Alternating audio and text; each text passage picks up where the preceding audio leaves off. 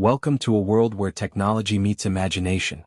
I'm your host, and this is where we dive deep into cyberpunk futures, mind-bending sci-fi, and stories that challenge everything you think you know about reality. From memory merchants to digital dystopias, we explore the dark corners of tomorrow and the human stories hidden within them. If you're fascinated by tales that blur the line between possible and impossible, you've found your new home. Hit that subscribe button and ring the notification bell, because every week, we're unlocking new worlds that will leave you questioning what's real. Don't just watch the future unfold. Subscribe now and help us build a community of forward-thinking storytellers. Maya's fingers danced across the holographic interface, cataloging the day's returns with practiced efficiency. The Memory Palace sat wedged between a synthetic protein bar and a neural enhancement clinic, its pink neon sign casting an ethereal glow on the rain-slicked streets of Neo-Tokyo's lower district. Through the reinforced glass, she watched salary workers hurry past, their augmented reality contacts flickering with corporate propaganda and mandatory productivity metrics. The air outside shimmered with electromagnetic interference from the countless data streams flowing through the city's neural network infrastructure. "Welcome to Memory Palace," she recited to another customer, her voice carrying the rehearsed warmth that management demanded. "Where yesterday's pain becomes today's peace." The woman before her clutched a rental case containing 24 hours of being loved unconditionally, a popular choice among the divorced and abandoned. Maya processed the return, noting the slight tremor in the customer's hands as reality reasserted itself. The withdrawal symptoms were always hardest in the first few minutes after a memory rental expired, when the artificial happiness dissolved and left customers facing their unchanged circumstances. The shop's inventory stretched behind her in neat rows of crystalline memory cores, each one containing fragments of human experience distilled into pure sensation. Happy childhoods, successful careers, passionate romances, peaceful deaths, all available for the right price. The cores pulsed with soft bioluminescent light, their surfaces etched with quantum encryption patterns that prevented unauthorized copying. Maya had worked here for 3 years, ever since dropping out of university when her parents' medical bills consumed their savings. The corporate healthcare system had failed them, just as it failed millions of others who couldn't afford premium biological insurance. She'd seen every type of customer: executives renting confidence before board meetings, parents borrowing patience with difficult teenagers, addicts cycling through increasingly potent doses of manufactured joy, war veterans seeking respite from trauma that no therapy could touch. The memory rental industry had exploded in the decades following the neural mapping breakthrough of 2087, when scientists finally cracked the code of human consciousness. What began as treatment for severe PTSD had evolved into a massive commercial enterprise. Corporations harvested experiences from willing donors, the happy, the successful, the fulfilled, and packaged them for mass consumption. The technology promised liberation from suffering, but Maya had learned that most customers returned to rent the same escapes repeatedly, trapped in cycles of artificial contentment that left their real problems festering. But she'd never encountered anyone like the man who arrived every day at exactly 3:47 p.m., carrying with him an air of quiet desperation that seemed to defy the very purpose of their services. He appeared as punctual as the automated street cleaners, his weathered face partially obscured by a hood that couldn't quite hide the network of surgical scars running along his left temple. Corporate extraction marks, Maya recognized, the kind left when a company forcibly removes proprietary memories from defecting employees. His right hand was a high-end prosthetic, military-grade from the look of it, though his clothes suggested he hadn't seen combat pay in years. The fingers moved with fluid precision, but she'd noticed they occasionally twitched with phantom nerve impulses, betraying the trauma that had necessitated their replacement. "The usual," he said, approaching her counter with the careful gait of someone whose legs weren't entirely his own. The prosthetics were older models, functional but lacking the seamless integration of newer designs. Maya nodded and retrieved memory core number 4739 from the personal collection vault, a restricted section reserved for custom extractions and one-off experiences. The label read, "Birth Experience, Female Child Joy Classification, Intense Duration, 4.7 hours Subjective Time." It was an unusual memory, not part of their standard catalog. Most birth experiences in their inventory focused on the universal aspects: overwhelming love, protective instincts, wonder at new life. This one was specific, personal, with biometric markers that suggested it had been extracted from someone who actually lived the experience rather than a synthetic construct. "That's 12 hours rental, standard rate," Maya said, sliding the core across the counter in its protective case. The rental period always puzzled her. The memory itself lasted less than 5 hours, but he consistently paid for 12-hour access, as if he needed time to process what he'd experienced. The man's prosthetic fingers closed around the case with surprising gentleness, the kind of care one might show to a fragile heirloom. Same pickup time tomorrow? He nodded and disappeared into the crowd, leaving behind the faint scent of ozone and old grief. Maya had tried engaging him in conversation dozens of times, but he never responded beyond the necessary transaction. Policy dictated that she document unusual rental patterns. Repeated use of the same memory could indicate developing addiction or potential security risks. But something about his quiet desperation made her hesitate. After 6 months of daily visits, Maya had memorized every detail of the memory core's metadata. It contained precise neural patterns suggesting a parent in their early 30s, emotional resonance classified as life-defining moment, and biometric signatures indicating the original experience had been profoundly meaningful. But when she'd run the core's origin code through the system one slow afternoon, something strange happened. No records existed in any database she could access. The memory appeared to have materialized from nowhere, with no donor information, no extraction permit, no chain of custody, a ghost in the machine of their meticulously tracked inventory system. "Keiko, have you ever seen a memory with no provenance data?" Maya asked her supervisor during the lunch rush. Keiko was sorting through a shipment of synthetic experiences, mass-produced memories created by advanced AI to fill gaps in their catalog. Fake memories were cheaper to produce but less effective, lacking the authentic neural pathways and emotional resonance that made genuine experiences so psychologically satisfying. The synthetic ones felt hollow to experienced renters, like looking at photographs of a feast while starving. Keiko had been managing Memory Palace for 8 years, surviving 3 corporate takeovers and 2 territorial wars between competing memory cartels.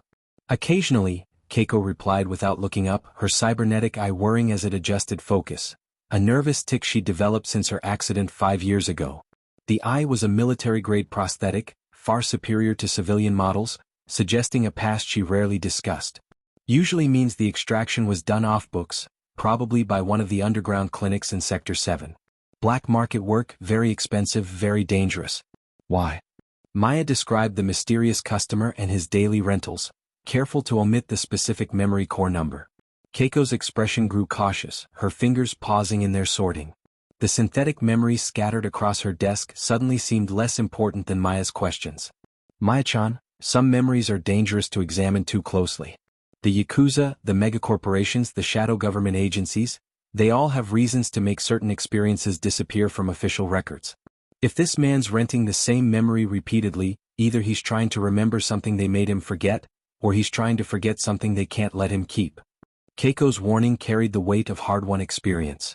She'd seen colleagues disappear for asking the wrong questions, had witnessed corporate cleanup crews erase entire product lines when they became politically inconvenient. The memory trade was built on a foundation of secrets, and some secrets had powerful guardians.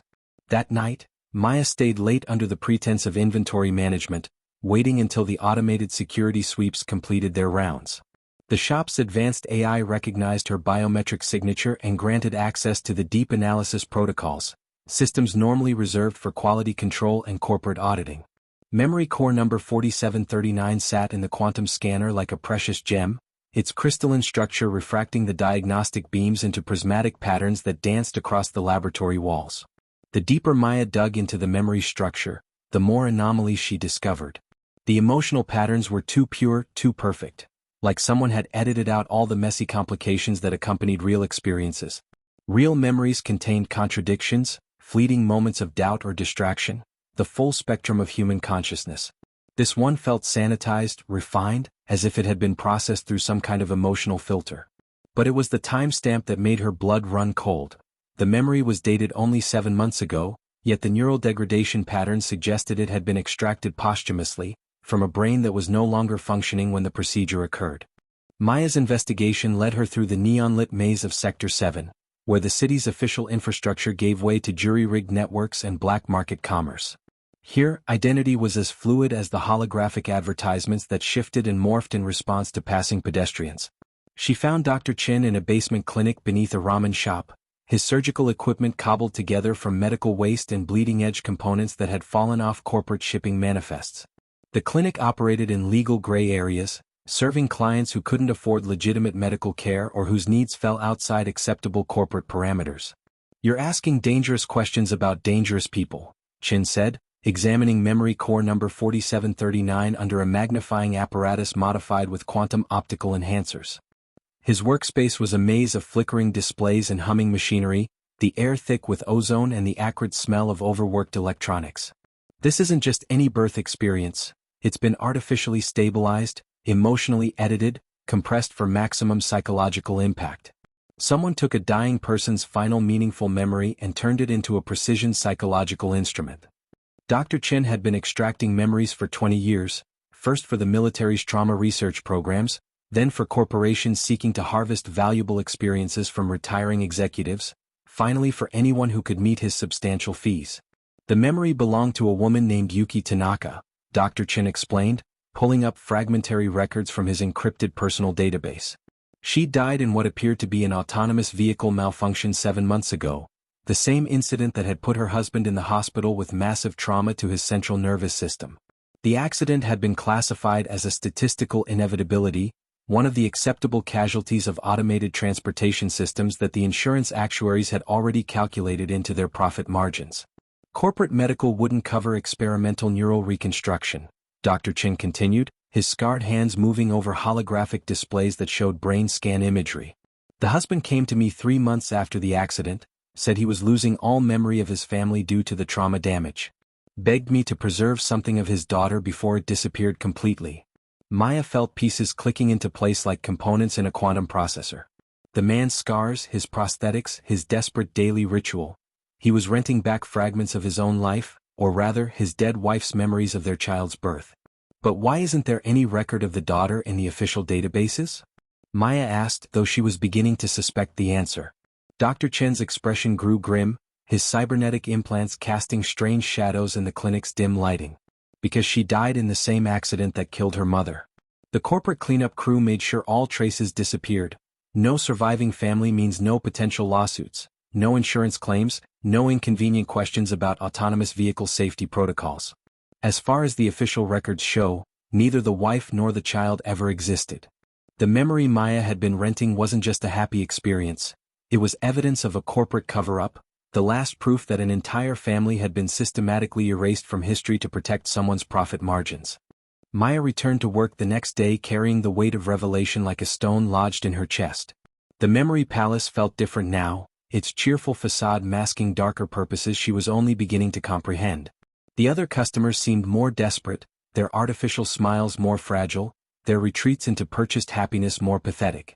She watched the clock approach 3:47 p.m. with a mixture of dread and anticipation, knowing that she could never again see the mysterious man as just another customer seeking escape from reality. When he appeared, punctual as always, approaching her counter with the careful movements of someone navigating a world that had taken everything from him, Maya felt the full weight of complicity in his tragedy. "The usual," he said, and Maya realized she couldn't bear the pretense any longer. "Mr. Tanaka," she said quietly, and watched his entire body go rigid. For a moment she thought he might flee, disappearing into the crowds like a ghost returning to whatever shadows had been sheltering him. Instead, he looked up at her with eyes that held depths of grief she was only beginning to understand. His face was a map of suffering, each line etched by loss that went far beyond the physical trauma of his accident. "You know," he said, and his voice carried the rust of disuse, words emerging like artifacts from an abandoned archive. "Someone told you about them." Maya nodded, sliding the memory core across the counter with hands that trembled slightly. Dr. Chin explained. "About your wife, about." She couldn't bring herself to say the child's name she'd found buried in the medical records. Sakura, age 3, listed among the accident casualties for exactly 47 minutes before the records were scrubbed clean by automated corporate systems. The name had been beautiful, meaning cherry blossom, suggesting parents who had hoped their daughter might bring beauty into a harsh world. "They said she never existed," Tanaka whispered, his prosthetic hand trembling as it closed around the memory core. The synthetic flesh couldn't quite hide the mechanical servos underneath, couldn't replicate the warmth of living tissue, but his grip held the same desperate care she'd observed every day for months. "The corporate investigators, the insurance adjusters, the police, they said I was suffering from post-traumatic delusions, that the brain damage was making me remember things that weren't real. They had documents proving I was never married, never had a child, that my injuries were the result of my own reckless behavior. His voice cracked with the strain of speaking truths that the world refused to acknowledge. But I know they were real. I know because every time I experience Yuki's memory of Sakura's birth, I can feel how much we both loved her. That kind of love can't be fabricated, can't be programmed or synthesized. It carries the weight of reality. Maya had processed thousands of memory rentals, had watched customers escape into purchased experiences that ranged from mundane pleasures to extraordinary achievements. But she'd never fully grasped their true purpose until this moment. They weren't just escapes from reality, they were anchors to truths that reality had tried to erase, lifelines thrown across an ocean of institutional gaslighting and corporate amnesia. The investigation that followed revealed a pattern Maya wished she'd never discovered, a systematic architecture of erasure that extended far beyond one tragic accident.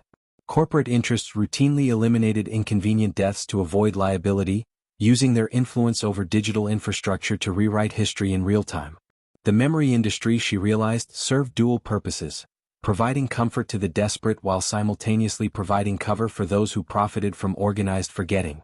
Memory Palace wasn't just a business. It was part of a vast network designed to contain dangerous truths within carefully controlled loops of artificial satisfaction. Your Mr. Tanaka was supposed to die in that accident, Keiko explained when Maya confronted her with the evidence she'd gathered. They stood in the shop after hours, surrounded by thousands of crystallized experiences that suddenly felt more like weapons than mercies. The autonomous vehicle system was programmed to sacrifice his family to avoid colliding with a convoy carrying Matsuda Corporation executives. The algorithm calculated that 3 working-class lives were worth less than 1 board member. Keiko's cybernetic eye clicked and whirred as she accessed encrypted files Maya had never known existed. The fact that he survived and retained partial memories made him a problem that required careful management. "So you've been watching him," Maya said, understanding flooding through her consciousness like ice water through her veins. "Making sure he keeps coming back, keeps renting the memory instead of trying to prove his daughter existed. You're not helping him cope, you're keeping him contained." The Memory Palace wasn't a refuge from suffering. It was a prison designed to look like sanctuary, keeping potentially dangerous individuals sedated with just enough truth to prevent them from seeking justice. Keiko's expression mixed regret with resignation, the look of someone who had made peace with terrible compromises long ago. Her scarred face told its own story of corporate violence, of someone who had learned the hard way that fighting the system was more dangerous than serving it. The alternative was letting Matsuda's cleanup crew finish what the accident started, Keiko said, her voice carrying the weight of accumulated moral injuries. "At least this way he gets to remember her, even if no one else will believe she existed." Maya stared at her supervisor, seeing clearly for the first time the network of accommodations and compromises that kept their world functioning. Everyone was complicit, everyone was trapped, everyone was both victim and perpetrator in the vast machinery of organized forgetting. The customers rented artificial happiness to avoid confronting their pain. The employees facilitated the rental process to avoid confronting their complicity. The corporations provided the service to avoid confronting their crimes. And somewhere in the spaces between these interconnected evasions, truth died a slow death by 1,000 cuts. But Maya had spent 3 years helping people flee from reality, and she was tired of running from the truth that their entire industry was built on the bones of people like Sakura Tanaka, whose existence had been deemed incompatible with corporate profit margins. She thought about all the other customers whose stories might hide similar tragedies, all the memories that might serve as evidence of erased crimes, all the ways that the Memory Palace had become an instrument of institutional gaslighting disguised as therapeutic service. Maya's plan crystallized over several sleepless nights, its simplicity masking the magnitude of consequences she was courting. She waited until her next shift alone, when the shop's AI surveillance systems entered their minimal monitoring mode, then used her administrative access to copy memory core number 4739 onto dozens of military-grade storage devices she'd acquired through Dr. Chen's underground network. Each copy was encrypted with quantum keys and embedded with metadata that would make them impossible to trace back to Memory Palace's systems. She uploaded fragments to data havens operating in international waters, beyond the reach of corporate jurisdiction. She embedded emotional resonance patterns into popular entertainment streams where they might be mistaken for particularly effective fiction. She seeded the memory across anonymous networks used by activists and journalists, hoping that someone with the resources and courage she lacked might recognize its significance. When Tanaka arrived at 3:47 p.m., Maya had more than his daily rental waiting. She'd spent her savings and called in every favor she could manage to reconstruct fragments of his daughter's existence from backup systems and abandoned databases. Medical records from her birth, enrollment forms from her daycare, photographs recovered from social media archives before they'd been scrubbed. Proof that Sakura Tanaka had lived, had been loved, had mattered to the world despite corporate efforts to erase her from history. "They'll come for us both now," Maya told him as he stared at the evidence with tears streaming down his scarred face, his prosthetic hand shaking as it held photographs of a little girl with her mother's eyes and her father's stubborn chin. "But at least she won't be forgotten," Maya continued, surprised by the steadiness of her own voice. "I've made sure her story will survive even if we don't." Tanaka nodded, understanding the weight of her sacrifice with the clarity that comes from having lost everything worth losing. "Why?" he asked, his voice barely above a whisper. "Why risk everything for people you've never met?" Maya thought about all the customers she'd helped escape their pain, all the truths she'd helped them avoid, all the ways the memory palace had made forgetting easier than fighting. She thought about her parents, who had died believing the corporate healthcare system had failed them through incompetence rather than design. She thought about all the Sakuras who had been erased to protect profit margins, all the families destroyed by calculated cruelty disguised as statistical inevitability. "Because someone needs to remember," she said, watching through the reinforced windows as corporate security vehicles began to converge on their location. "Because if we don't hold on to what's real, then we're not living, we're just dreaming other people's dreams while our own truths rot in unmarked graves." Outside, the neon signs flickered against the perpetual twilight of Neo-Tokyo's smog-choked sky, and acid rain began to fall on a city built on buried histories. Maya knew that by tomorrow morning, corporate security would trace the data breach back to her biometric signatures, and her life as she knew it would be over. They would probably offer Tanaka the same deal they'd given Keiko: serve their interests and keep just enough truth to survive, or disappear completely into the grinding machinery of organized forgetting. But tonight, for the first time in 3 years, Maya felt truly awake. She had chosen to remember rather than forget, to preserve rather than erase, to resist rather than collaborate. In a world that profited from sleep, staying awake was the most radical act she could imagine. And in the crystalline depths of memory core number 4739, a little girl named Sakura would continue to be born, continue to be loved, continue to matter, a small victory against the vast machinery of institutional amnesia, a proof of existence that no corporate algorithm could delete.